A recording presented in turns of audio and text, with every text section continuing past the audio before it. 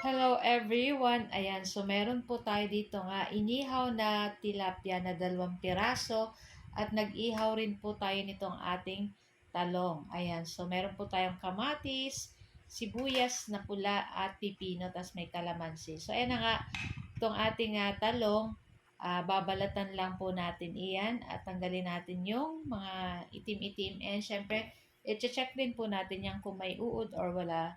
So far, yung ating nabiling talong, maganda, wala naman pong uod, ayan. So, hindi ko na guys na videohan yung pag-ihaw nitong ating tilapia at nitong ating talong, ayan.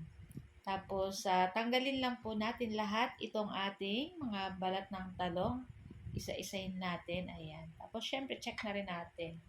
So, kayo po ba guys, ano po ang inyong ulam today? Ayan.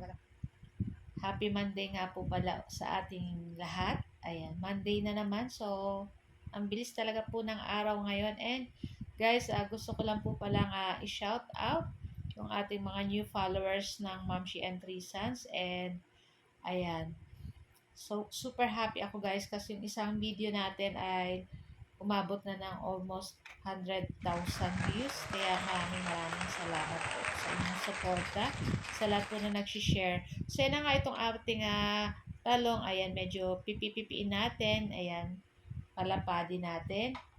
So, lahat po ng ating talong. Ayan. So, magaganda yung ating talong dyan, guys. So, after niyan, after nating mapipipipi, mapalapad yung ating talong dyan, saka po natin ilalagay dyan yung ating kamatis. Ayan. So, yung ating kamatis, cubes-cubes ko lang. Same din po sa ating sibuyas at pipino. So, magtitira lang ako ng konting kamatis at sibuyas para sa sausawan nitong ating inihaw na tilapia. So, malalaki naman po yung ating tilapia dyan. So, yan na nga at ilagay na po natin lahat dyan. Ayan, may nahulog na naman na mangga. Ayan. Tapos, maglalagay lang po tayo dyan ng konting asin po para may lasa yung ating ensaladang talong. So, guys, ayan. Kung di nyo pa natatry itong ganitong ensaladang talong, masarap po yan, lalo na kung may kapartner na inihaw or pritong isda or pritong pork. Ayan, masarap po iyang i-partner. So na nga, at pigaan na po natin yan ng kalamansi. Ayan, para mas refreshing yung ating ensaladang talong. Ayan, super sarap po nito guys.